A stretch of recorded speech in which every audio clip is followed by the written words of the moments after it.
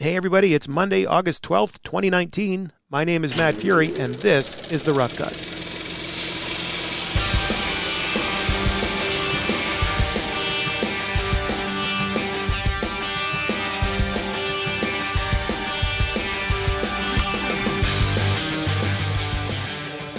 Okay, so you turn this down here and you turn this up here, and before you know it, you got a podcast. Hello, welcome to the Rough Cut Podcast, or welcome back if you've been here before. So good to have you here. We've got a great show today. Evan Schiff, editor of John Wick 3 and, of course, John Wick 2 as well. Great guy, Evan, very talented guy. Started out like a lot of editors doing visual effects, films like Cat in the Hat, Sky Captain, and The World of Tomorrow, as well as being an assistant editor, Rocky Balboa, Rambo, Hellboy 2, Mission Impossible Ghost Protocol, Star Trek Into Darkness, all kinds of great films. And now has really made the big jump forward in his career with films like, of course, John Wick 2 and John Wick 3. We've got a lot to talk about with Evan today, but before we do, special guest in the studio today, my good friend Michael Krulik, avid evangelist extraordinaire. Michael, so nice of you to come by today. Then again, we are at your place, so it sort of made sense. Oh, happy to be here. Glad that you're able to come to our office. Well, thank you so much. I know you've been a busy man ever since, well, you're busy in general, but ever since July when the new Media Composer came out, you've been running all over town, all over the world. June. June? Was it June? Yeah. Has it been that long? June 20th. Sorry, I've been a little busy with this whole podcast thing. But totally understand. I haven't been talking it up as much as I probably should have during the podcast. As I tend to do, I lean more into the story stuff. But I wanted to catch up with you and share with the audience what's going on with Media Composer, because there has been a big change. Why don't you give us the nickel tour? Yeah, it's kind of crazy. I'm sure a lot of you have already heard or maybe even seen. I actually introduced the UI at NAB at the Connect presentation, so I revealed it to everybody. You know Michael Krulik from such presentations as NAB, IBC, Avid Connect. I know that guy. I showed it to, hundreds of people. We previewed it actually on the stand at NAB, but it actually was released on June 20th. I think a lot of people were happy to see something new. They're happy to see the refreshed interface. The seasoned Media Composer editor is a little leery when it comes to some changes. Well, because for the most part for them, it's if it ain't broke, don't fix it. And they're using it to do their jobs right now. Exactly. And, you don't want to basically disrupt the way that they're working. But what we say and what you talk about is, there's, hundreds of thousands of Media Composer users out there that you don't want to break the way that they work, but we're also trying to reach the new editor. We wanted to make something that was a little more intuitive. So the whole idea is to create something new, but also something that balances what a current Media Composer editor is used to. They don't usually have a lot of time to go in and take a look at all the new features, but they just want to work. So does it work the way that they're used to? Yes. I mean, there are a couple of things, a couple of changes that, I talk about all the time, like the movement of the project window. There is basically a bin container, so you still have your list of projects. It's just presented in a new way. And when you say new, what I think is it's sort of more conventional. It was 30 years ago this year that Media Composer came out, which is shocking. And at the time, and we were just having this discussion the other day with some editors, you weren't just introducing people to nonlinear editing, you were introducing people to computers in a lot of instances. And how to click a mouse. The joke about the mouse on the floor as the control pedal for the Moviola. So there really were no standards set in place, for computer applications, even the terms bins and trimming and things like that. And now you have a lot of new people coming into the workforce that are certainly familiar with computers and apps and all that stuff. And so there's a paradigm that's out there that Avid didn't necessarily follow. And now I think with this new UI, like the paneled UI, higher resolution in a lot of the components. Exactly. And the whole idea of the paneled UI was these are features that editors asked for. It's not like the engineers and designers of Media Composer were like, we're going to make you work this way. Editors said, we don't like panels and windows and tools on top of one another. What can you do, like other applications, to make a paneled UI so we don't have that situation? So we offer a paneled UI, or you can float your windows and bins if you choose. So you decide how you want to have your layout presented. Cool. And in terms of it's not just window dressing. Is any of the underpinnings have changed? Like, is there new functionality that people would be anxious to hear about? Or? Absolutely. So functionality coming in more for delivery, for high res. working 32-bit float throughout the entire process, being ACES capable. So using the Academy color system, we can work with that. I'll tell you what I do like. I like all that stuff. Okay, but there is one thing. I was visiting somebody yesterday that was cutting a film, and like a lot of these editors, they work in frame view because they all say, "Well, I'm a visual person," and they group shots they blow up a big bin and they group a bunch of takes in these clumps all over the bin. Right. And there's this almost new thing, like a storyboarding. Sort of storyboarding, and they have this new thing called bin mapping, which basically it's like a key. So almost like a universal controller for the whole bin. You got to see it in action to really. You say it's like a video game. So it's a canvas that actually shows you a full landscape of your map of your bin, and you can use a little window to move around like a Google map or just a little area. So yeah, it's very cute. It does give you an overall view of all of your clips in the bin because sometimes they might not be visible in the viewing area that you see. So I mean that's a great feature. A lot of people ooh and ah over that. So that's something new. We have the new inspector tool. Right. So the inspector tool has been added so you can look at metadata without having to go in and list all of your columns in a bin and have to sift through, what column do you want to see. So you get all your information readily available. You can make changes in the inspector tool, which is nice. And the inspector tool can be docked, so that can be part of your paneled UI. You also have the workspace sidebar. Oh, that's right. Yeah. So for the new editor who doesn't know how to go in to find audio tools or go in to find color correction, there's a whole list of a sidebar where you can click on color to go into color correction or effects to go into the effect tools and things like that, which basically, just like other NLEs, are just little windows like, hey, I want to go into this room. How do I view that? So there is a little sidebar that easily lets you go in and select that. So you've been keeping busy. Yes, I've been very busy going to schools, studios, doing events all over the place. A lot of it is mainly showing the new UI, and the response again has been good. We brought back the weightlifter, the lift man. Yes, which a lot of people are happy about that. They're happy about that. Some people said I didn't know he was gone, but because the tool was still there, but the actual icon of the lift man or lift person is actually back these days. Excellent. Well, we're looking forward to more of your demos and presentations. You're always a delight at these shows. Thank you very much. The star attraction, as I say. But for now, you got to get out of here because Evan Schiff's coming in. All right, you got it.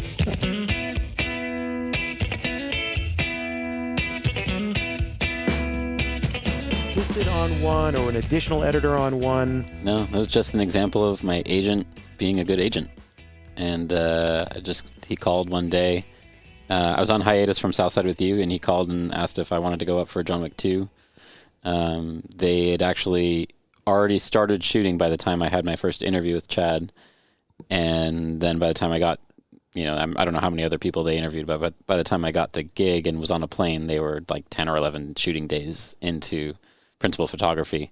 So I showed up, and thankfully they'd hired an assistant editor to start before they figured out who their editor was going to be. So by the time I showed up, there were bins organized and dailies and scenes ready to go.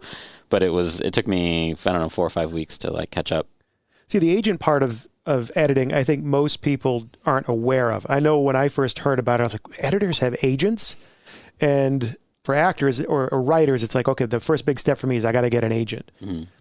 How did that come about for you? Do you have to have a certain number of films, a certain type of film under your belt before an agent will entertain taking you on as a client? I tried to get representation multiple times before I was ultimately successful. I think I tried, in 2008 and again in 2010, and that was just too early. I was trying to sort of jump the gun a little bit, and the agents told me that. But what finally did it is I edited a film called Everly with Salma Hayek. And that was something that UTA felt they could sell. I mean, that really tends to be what is the most important factor for whether or not an agency is going to be able to represent you. Do you have something that they can take out to other people and they can use to sell you? Because an agent might get along with you personally and think you're really promising, and then try to go out and sell you to a film that is hiring an editor and get feedback. They're like, this person's a little too inexperienced. We're not ready to take a chance on that yet. We want somebody with a few more credits.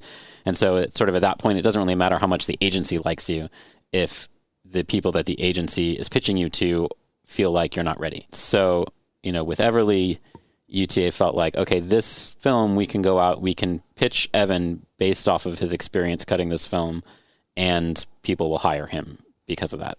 And so a few months passed between when I interviewed with UTA and when they called back and they said, okay, we've got something for you. And it was a film called Revolt that was in South Africa. And, it was one of those situations where they called and they're like, if you like them and they like you and you guys want to work together, then expect to be on a plane to Johannesburg in like 4 days. It's that easy. It's that easy, yeah. So before we started rolling, we were just joking about how long we've known each other and how we got to know each other originally. And a few weeks back, I did a podcast with Adam Christel and Rachel Schreibman talking about The Lion King. And it's really funny how all of you, it almost seems like there's a draft class when it comes to editorial. Like people sort of grow up together. They start off on the minors together and you build these relationships. And then you sort of keep working together off and on. I know that Matt Evans, somebody that you had worked with back in the Bad Robot early days, was an additional editor on John Wick 3. Mm-hmm. And it just made me wonder how important it is, despite how competitive the business is, to build these relationships early on, to network early on, because it seems like you never sort of escape your quote-unquote draft class.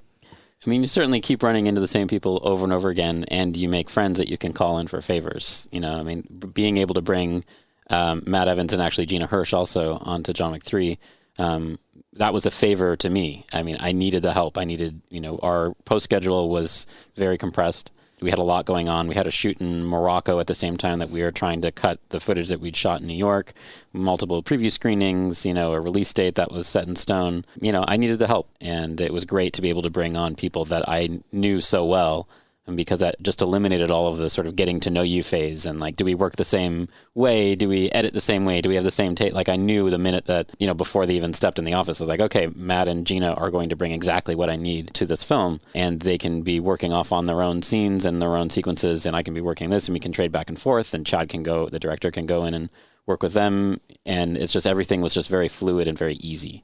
And anything, for me at least, anything that makes the editorial process easier, I'm all for.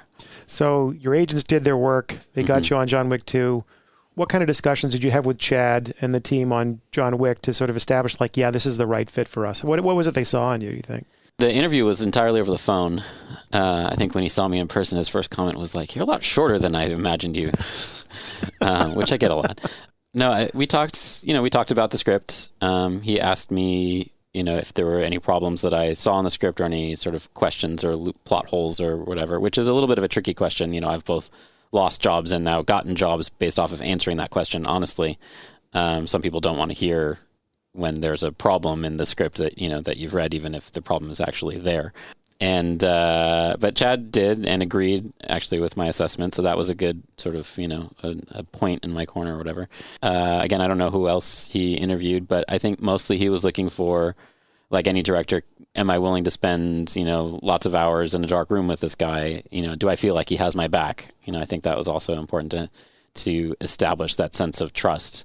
And obviously, as a director, you're hiring lots of new people on every film, but you want to make sure that those people not only share your vision, but are going to be working with you and not to their own agendas. And I think Chad was sort of trying to suss that out in the interviews that I had with him. So I'm assuming you had seen the original John Wick before you had taken this on. Once you started talking to them, I'm sure you went back and watched it again to sort of think about, okay, what would my approach to this be?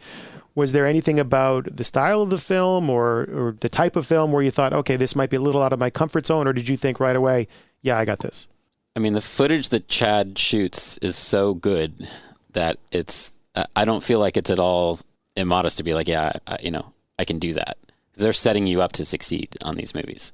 I feel lucky and grateful that, between John Wick 2 and John Wick 3, like those action scenes, I think people would be surprised at how quickly they come together and how quickly they reach a point where they're stable. So like, I'll do my cut of an action sequence, and then Chad and I will go over it 3 or 4 times, maybe at most, and we'll, if there's a little speed ramping don't tell Keanu, but if there's a little speed ramping we need to do here and there, we'll do that, take a frame out here and there, and then at a certain point, it's just stable and there's nothing to really change. And, I think that's the benefit of having a performer like Keanu who trains just constantly. And in John Wick 3 also, Halle Berry. The two of them were a dream to have because they would do their own martial arts. They would do their own stunts. Obviously, they also had stunt doubles to do They're particularly challenging or dangerous things that we were shooting, but it helps a lot to not have to cut away from your leads. That helps you sell the story, that helps you sell the action, that allows you to get camera angles that you wouldn't be able to get in another situation where you're trying to hide a stunt double who is doing most of the fighting and only cutting in for close-ups of your lead. So I feel sort of like it's a luxury, and where the John Wick films get challenging is often more in structure than in action. We spend a lot of time figuring out, how do we condense this plot line to be shorter, basically.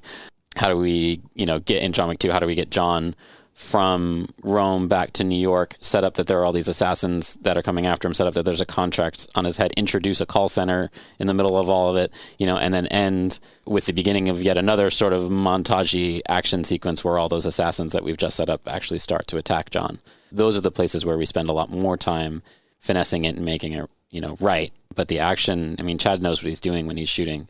So by the time it gets to me in editorial, it's one of those situations where you're watching daily and you're like, oh, okay, I know that he wants me to be in this wide shot here. I know that I'm going to be holding in this angle over here, and then I'm going to cut to this close-up over there. It's just obvious as you're watching it, like, this is the best angle for this piece of action, and I can sit in it for a while. Well, you touched on so many things that hit a bunch of different questions that I have, so I'm going to apologize in advance for jumping around a little bit. Sure. But I think you need to take a little credit here. Yes, Chad does an amazing job setting these things up for you. But one of the things I noticed when watching these films is that there's a very straight-ahead cutting style of action in it. You don't really lean on any tropes like the trick where you'll show the same thing 3 times in a row, but from different angles, slightly, in advance of each other. Mm-hmm. There's no slow-mo, no apparent messing with shutter speed, although you hinted at the speed ramp stuff. Most of the shots that he does are wide and long. And it feels like it puts more of an onus on you to get the cut just right because you don't have those cheats to work with. That's true. Again, for me, it comes down to the performers. I'm able to stay that wide and that long because of our stunt performers and because of our actors. Chad has rules that we follow about how he likes action to be cut, which is, again, something that sort of, I think, came up during the interview process and then was maybe even a little bit of a test the first time I cut something together for him and he watched what it was. But we're on the same page in terms of, like, I don't like what, we sort of refer to as mid-motion cuts. I don't like cutting in the middle of a punch. I want you to see the whole move. I want you, if it's a kick, I want you to see from the wind up all the way to the impact. So I try to find my edit points in places where the action choreography is taking a little bit of a pivot. Something has finished, something else is about to begin. And it might be a small pivot. It might not be an obvious one that you are noticing in the overall choreography of the scene. It could just be sort of like a momentary, like, okay, now this character is turning around to face a new bad guy. But those are moments that allow for an edit in places that are not intrusive to the choreography. I'm trying not to interrupt the choreography with my edits. Do you actually consult with the stunt coordinator or choreographer to talk about? It's tricky because Chad's the director, but he's also, he was Keanu's stunt double, wasn't he, in Matrix, which is, that's amazing. Yeah. But, you talked about being brought in early to talk about the script. Are you brought in early to talk about choreography and how that might apply to the way you cut? I'm brought in early to observe choreography. I don't know enough about martial arts and choreographing to be of any use to them, but I show up in their stunt rehearsal space or at Chad's company, 8711. I'll go down there and I'll watch a little bit. And I'll also get, they do their own Stuntviz. And they cut together their own Stuntviz. So I'll get a video occasionally of, like, this is what we're thinking about doing. So explain Stuntviz for people that might not be familiar with that term. Stuntviz is like Previz or any of those Vizes. It falls under the Viz family. It falls under the Viz family. They'll find a big open warehouse space, whether it's 8711 or just literally a warehouse in downtown like we had on John Wick 3. And they will construct the rough geography of the set that they're anticipating shooting in out of cardboard boxes.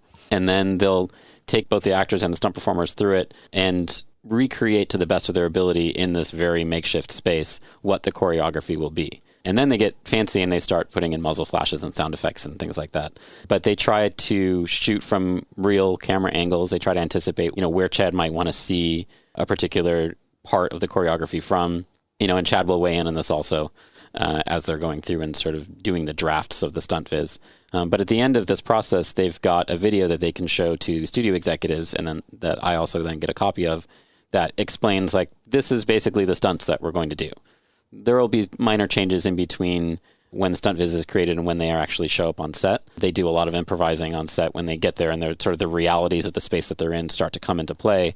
Part of the reason why they train Keanu and Halle to be just good martial artists rather than to follow choreography is so that they can show up on set on the day and be like, that column over there is kind of in the way. Let's figure out a way, let's modify our choreography and figure out a way to either use it or move around it.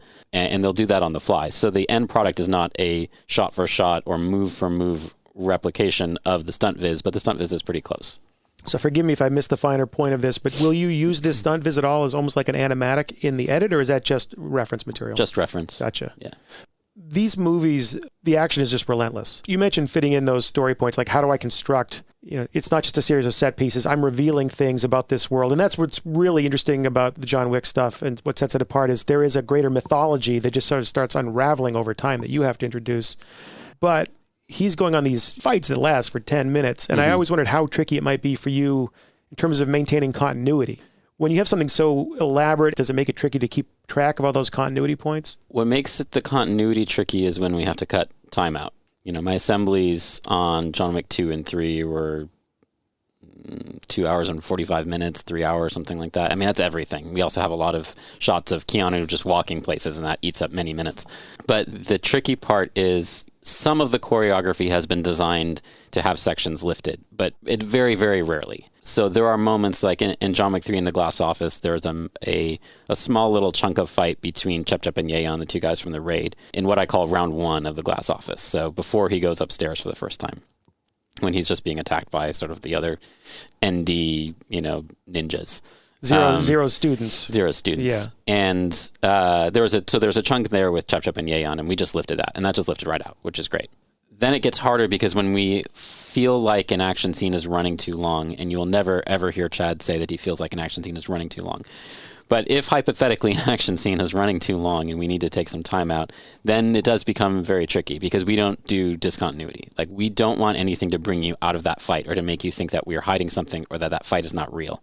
So there are places and there are cuts that I've made in the action scenes that are hopefully invisible to everybody. I know I've succeeded if they are nearly invisible to Chad. Sometimes he takes a couple go-throughs to sort of be like, oh, you cut out that kick. But most of the time, even when the cut actually works and nobody else will notice, he still, because he choreographed it, knows exactly what I lifted out. But that is the hard part, is how do I take time out of a fight scene where everything is so intricately interlinked? So on John Wick 2, was everybody already aware that there would be a 3? Did you know that we're going to be doing a 3 as well? No. Really? I mean, we all throughout this process, I think I didn't work on John Wick 1, but John Wick 1, they finished the movie, Chad and Dave, the co-director, they finished the movie and they both took second unit directing jobs again because that's where they came from, and they just figured like, well, that was fun, but nobody's going to see this movie. And they had no idea that it would strike the chord that it did. So then John Wick 2 got greenlit and came about, and we shot it and finished it and released it into theaters. And we were expecting to do about 2/3 of the box office that we actually did. So we exceeded expectations by 50%, which again is great, but nobody was expecting it. And I think at that point, they greenlit John Wick 3 the Monday after John Wick 2 premiered. But while we were working on it, we had no idea that it would be as successful that it was. We knew we had a fan base from John Wick 1, that much was obvious, but we didn't know how big the fan base was. And that opening weekend really matters in terms of your future prospects for another movie. So the history sort of repeated itself on John Wick 3. Again, we were hoping as we were cutting it that like, well, if we can at least do the business that John Wick 2 did, maybe a little bit more, just like we can hit like 35 or 40 million in opening weekend, like that would be amazing. And then I think we did 57. Yeah, you guys had a lot of amazing. Yeah. So, and then they greenlit John Wick 4, the Monday after. Is it fair to ask, will you be back for John Wick 4? I mean, I hope so. It's a little too early. The other people's deals come long before mine. But I hope so. We had hinted at the mythology of John Wick. Mm-hmm. And it's really why I asked if you had known there was going to be a 3, is that you're very specific about how you reveal these things. What I like about these movies is you don't do those walk and talk moments where in a lot of movies, that's the crutch, where you just set up the construct of what's going on. You have the character walking down the street and just, for whatever reason, just explaining stuff that why would they ever be talking like this? And instead of walk and talk, your movie's literally run and gun. There's really not a lot of time to explain what the high table is or the Continental or who these characters are or a marker. And you've kind of very effectively spread it out over 2 and 3. And it just made me wonder, like, if you didn't know there was going to be a 3, how come you didn't just push more of that mythology into 2? I think it's for the same reason that in 1 you only get this very small amount of information that there's this hotel for assassins and you have no really other context for it. I think Chad and Dave on John Wick 1, they're fans of the slow drip of information. And there's a lot of other details, and people are constantly ask about, knowing more about John Wick's background. In John Wick 3, you get to know a little bit more about that. But even then, it's like there are details in the movies that are there for people who are really paying attention. And, there's a great article on Birth Movies Death by Priscilla Page that goes into the mythology. It's a very deep dive into the mythology of the John Wick universe, and it's awesome and it's spot on. So I'd suggest people go check that out. But, I think from the directorial standpoint, in terms of figuring out how much backstory and how much mythology to reveal, it's just, what's organic, what's natural, what's necessary to tell the current story that we're trying to tell. And if there's more backstory, which there obviously is, and Chad knows a lot more, about what he would drip in a John Wick 4 or 5 or however many, movies these go on for. I think if it's not relevant to the current story we're trying to tell, then it just gets saved for another day. So there are these script writing books or a series of books called Save the Cat. It has a different, I'm sure you're familiar with it. And the whole setup is that it's a trick to get the audience to fall in love with a character. You have the character do something heroic like saving a cat. Mm-hmm. Oddly enough, John Wick is exactly the reverse of that. Instead of saving a cat, they kill his dog. Mm-hmm. But same idea. You immediately empathize with this person because of something awful that happened to him, and it puts you in the corner of somebody that in reality is a cold-blooded killer. I also wonder about the fact that it's Keanu Reeves, and people already have a feeling about Keanu. Everyone likes Keanu Reeves. Yeah, I would assume so. And for good reason. He is an amazing guy. I believe it. I'm not going to put another actor's name in place because that would be rude. But if it were another actor, would it be harder to really sympathize with John Wick? It could be. I won't speculate, but I could see that what Keanu brings to the table is definitely an affability that goes beyond our movies. He spent many years building up both his body of work and and the persona that we all associate with him, and that's well deserved. But, I think that in the first movie, it's such an emotional hook when they kill his dog and steal his car that, that buys you those next hour or 80 minutes or whatever of carnage. And then that was actually a problem that we were worried about for John Wick 2, because you can't kill another dog. You can only do that shtick once in a franchise. There's plenty of people that you can go find on Twitter or social media saying that, when John Wick 2 came out and again when John Wick 3 came out, if they kill another dog, I'm not good. There's no way I'm going to go see that movie. And we're aware of that. So how do you keep that emotional attachment, to your audience? How do you keep your audience invested with the same righteous anger that they had in John Wick 1 when you can't do the same gag? Or even if they haven't seen John Wick 1. I mean, 2 and even 3 have to somehow stand on their own just in case the audience hasn't seen the previous films. Yeah. We actually did a preview screening on John Wick 3 for people who hadn't seen John Wick 1 or 2, and they were very lost, and it just confirmed to us we're just going to worry about the people who actually have seen the movies. John Wick 2, that's why I think that was the other benefit of having all that mythology is that, in addition to the emotional hook, we also had piqued people's interest on what is this world that John lives in? What are its rules? What are its boundaries? Who are the other players in it? And so that was sort of the impetus in John Wick 2 for bringing a lot more of that into the world. We've giving you a taste of who this guy is and what he's capable of. And now let's start to bring in people who are maybe not as afraid of him as everybody in John Wick 1 was. People who are more his level, more his equal, people who know his history and his secrets and have debts against him and things like that. And so, that ended up being sort of the solution to this emotional hook problem. But he still has a dog, and the dog still gets oohs and ahs. The dog is one of the favorite characters, I'm sure. And so anytime that we do a screening, you can cut to... Pretty much at any point in the movie, I can cut to either John's dog or Ian McShane, and I'll get either an ooh or a laugh. because also Ian McShane can just read any bit of dialogue and it makes you laugh. And you know, and those moments of tension release are also necessary in a movie like this. So aside from being world-class assassins, it seems like most of them are also master linguists. Like everyone seems to speak every language. It's a little James Bond-y, but yeah. But that in effect plays out in something that's unique about your films, and that's the titles, the subtitles that go on. They're not just white 12-point Helvetica down at the bottom. You do this very stylized treatment of things. Is that something that just we're carrying forward from one, and without putting too much thought into it, or do you have discussions about how you're going to do those titles and the look and the feel of them? It was definitely the idea, the concept of them was a carryover from one. What goes into deciding whether it's a regular subtitle or a special fancy animated subtitle has a lot to do with, are there story points, or is there an emotional emphasis that we're trying to make that would not be conveyed by just hearing a foreign language and seeing a regular subtitle? So one of my favorite subtitles in John Wick 3 is Keanu sort of gruffly says in Russian, you know, it wasn't just a puppy. And we put puppy in this big, bold red, you know, and seeing that word puppy contrasted in that style, you know, for me sort of, it's a little bit of a laugh line. You know, it helps sell the humor. It helps let you know as an audience member, we are not taking ourselves that seriously. Everybody in this movie is taking themselves seriously, but we as the filmmakers, we recognize this as an absurd universe. There's a moment, I think it's in 2, where you realize that all of these extras, or all these people that are just background in the scenery, aren't necessarily background, that they are all involved in it at some point.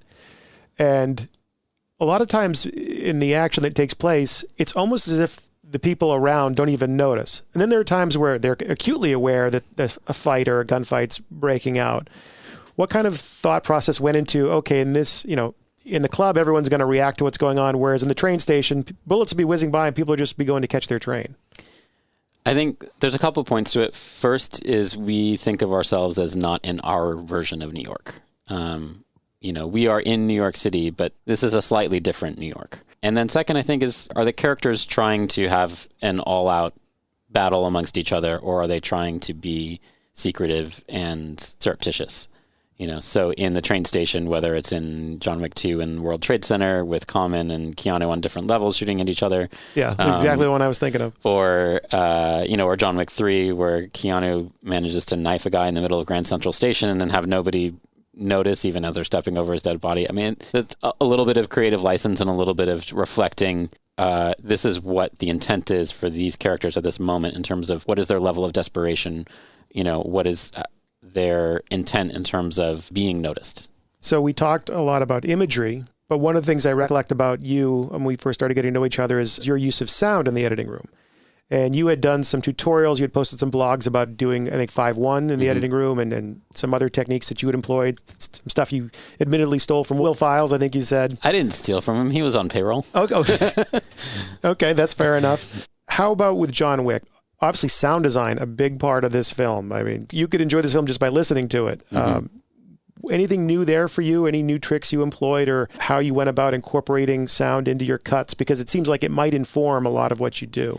It does. And the thing that gets me being very much what Mark Steckinger, our supervising sound editor, calls a soundy editor, is I'm very aware of that sort of slippery slope of once you start adding, you know, one category of sound effect to your temp track, then you become acutely aware of the next thing that's missing. And then you add that and you become aware of the next thing that's missing. And then, you know, it's just that road never ends.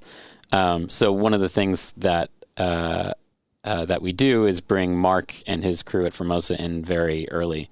You know, even during production when they weren't officially sort of on the movie yet, you know, we knew that was going to be the team that was going to be doing our sound for us later on. And so they would feed us, you know, high quality gunshots and fight sound effects and cars and motorcycles and things like that. And so during principal photography, the assistant editors in New York would start putting all that stuff into the timeline. But pretty early on, once we entered post and in the director's cut, then we start sending cuts, you know, to Mark, and Mark turns around a 5.1 stem for sometimes it'll be like just a 5.1 stem for gunshots or just a 5.1 stem for footsteps or ambience or something like that. Or if we had, like on John Wick 3, there were a couple of scenes. There was a rooftop scene in the Bowery King, and then there was also the morgue scene between the adjudicator and Winston. where there's fire in the background, and that fire, the valve on the flame bar, they could not get to be silent, and it was this like sort of multi-frequency, broad spectrum hiss that was really annoying, and we thought we might have to ADR the whole scene. So we turned that over to Mark very early, and he was able to not only reduce the hiss and make the dialogue much more intelligible, but then also sort of build in what was left into the ambience. And so then we got back from that one, we got a mono dialogue stem that was clean and dry, and then we got a 5.1 dialogue reverb stem to put it in the space of this morgue, and then we also got 5.1 ambience. So all throughout the process, we are mixing Mark's actual individual sound effects, our own sound effects libraries that we pull from, then stems when we get them. You know, we had a whole bunch of previews and we would do mixes for that. So after those mixes, then we would reset and we'd get all the new 5.1 stems from that mix. And again, those are usually broken out into dialogue, production effects, ADR, backgrounds, part effects, music, etc. You know, we have a whole stack of them. And then as we keep going and editing, I'll start tacking on tracks underneath. And so if there's, you know, something new that wasn't in the last preview that I need an effect for, then we'll temp that in, and then that gets folded into the next turnover to Mark. And so it's this big circle of turnovers back and forth that ends up with us having a really, you know, well-designed, seamless temp soundtrack that also in the end saves our sound editors and our sound mixers time when we get to the final mix, because a lot of the work that they would otherwise be trying to cram into this short period of time, they've already been doing and we've already been incorporating and getting used to and giving notes on. And so a lot of the design and edit work has already been done by the time that we are really into the official sort of post-sound section of our calendar. Was there anything about your process or the workflow, post-workflow on John Wick in general that evolved from 2 to 3? Specifically, I don't know. We did cut in UHD, which was new for John Wick 3. That was after chatting with Eddie Hamilton, because yeah, that'll do it. That'll do it. And you know, that was nice. That was a good experiment to do. We did our previews in 4K. We made 4K DCPs for those from our Avid Media, which has worked flawlessly. In terms of workflow, we should have started with that. Like, what is your? I always get killed for not asking enough technical questions, just because I get so engrossed in the story parts of it. I always get warned not to go off on technical tangents. So, but in your case, you're good at it. So I think maybe we should touch on it a little bit. You hinted at the whole, we did, you know, UHD on 3, but just give me the basic workflow. So both movies were shot on Alexa XT 4x3. Dan Lawson is our cinematographer for both 2 and 3. And you worked with him on Proud Mary as well? I did, okay. Yeah. And he's Oscar nominated for The Shape of Water. He's a good dude. And one of the things that he does, which helps us immeasurably, is that he lights on set and dials in the color, you know, so even just sort of as a one light with his DIT on set, so much that we do 0 color correction when we go to preview. Our dailies, when they come in from Company 3 after they've been, they look amazing. Wow. And they look amazing when you're standing on set looking at the monitor. The whole goal is that what I should be seeing when I get the dailies in should match exactly what Dan was seeing on his monitors. And they go to a lot of effort to do that. But what that ends up meaning for me is that not only are we looking at great looking dailies the entire time throughout the whole process, but yeah, when we go, that's one less step that we have to do when we're doing a preview. So yeah, we shot on the Alexas, anamorphic. The whole film, both films were shot anamorphic. There's like a couple of spherical shots just for angles that, or frames or whatever, framing that we couldn't get with the anamorphics, but I'm talking like 3 or 4. And then, yeah, so we get, on John Wick 2, we were cutting, I think, DNX 115 in HD, and then John Wick 3 was DNX HRLB in UHD. And are you a frame view editor or a text view editor? It depends what I'm doing. I'm mostly a frame view editor, and I like having just the setups. I don't include like for a group clip, I just have the group clip. I don't include the sources in there. I like sort of visual simplicity in my frame view. If I'm cutting storyboards together, then I'm often in text view just to sort of see how many they are and make sure I've got got them in the right order. And sometimes the way that the storyboards come in, if there are changes to the storyboard sequence, then they will intentionally omit frame numbers in a way to sort of keep so that you can re-import a new version of the storyboards over your existing sequence and just update, if they've added like texturing to the background or something like that. It's just sort of a new version of the same board. So I like being in text view because it allows me to sort of see where there are frames that have been inserted since the last version, where there are frames that have been omitted, and there's a little bit of, I'm going through this right now on a project I'm working on, so there's a little bit of reconciliation that goes into it. I've never actually used script sync. That's something that it's easy. I know people swear by, but I'm curious to try it out. I've never had. I know you sort of need like a person to be responsible for preparing that during principal photography, and I've never really had that. It depends. It depends on what you're doing. There's the script sync part itself automates it, but in feature filmmaking, a lot of times we have somebody, go up on a line or, have to do a line over and over again. It helps to have an assistant go and edit the script to accommodate that. Yeah. And in a recent release of Media Composer, they made it so you could adjust the script, the text of the script. So it's depends on what you're working on. I think it could be a godsend for some things, and others it's like, I don't need it for this. Yeah. But you should definitely check it out. I'm curious to check it out. I find myself, in the meantime, just becoming very familiar with the waveforms for the particular line that I'm looking for, looks like in the source view. So like if I'm deep diving 6 months down the line after I've cut a scene together for like what are the alt reads on a particular line, then I find that like, oh, okay, I know, I look at the first take and figure out what that actual like waveform looks like, and then from then on it's actually fairly easy to spot next time. It's not efficient, but it works for me.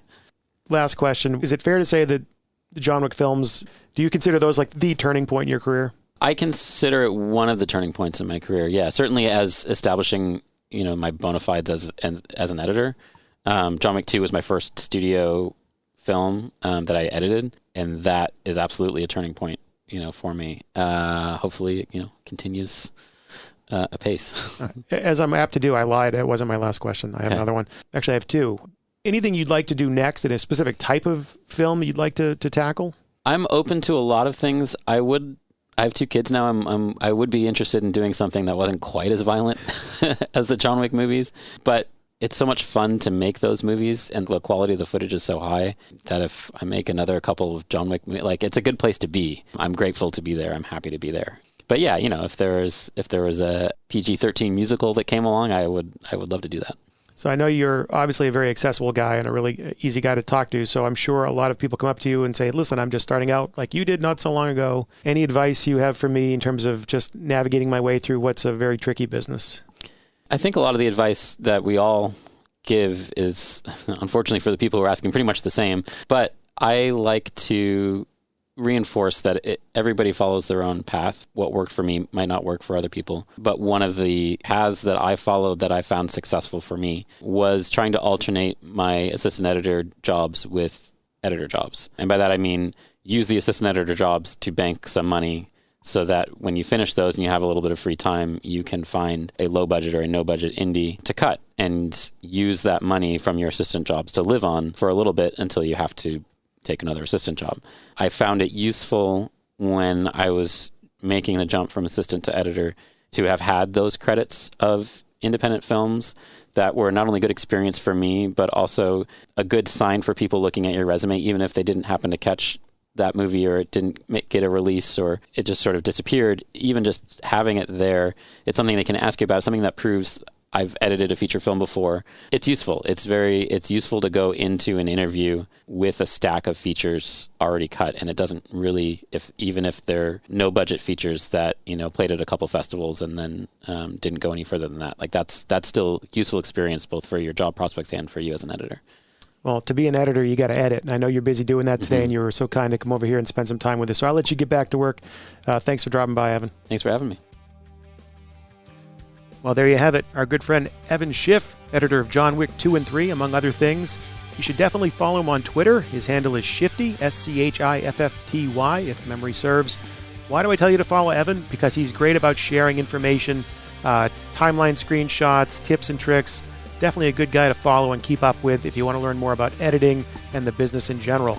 And of course, if you want to learn more about Media Composer, now's a great time to do it with the new UI. You heard Michael Kulik give a nice summation at the start of the podcast on all the new cool things that are in Media Composer. So check them out for yourself. Go to my.avid.com, create an account if you don't already have one, download the trial, or you can also get Media Composer first and get a really cool, fully functioning version of Media Composer it's great to start out with and learn how Avid works. And as for me, I'm going to get back to work on another Rough Cut podcast. So stay tuned. Thanks for listening. My name is Matt Fury, and I will see you back here again next time on The Rough Cut.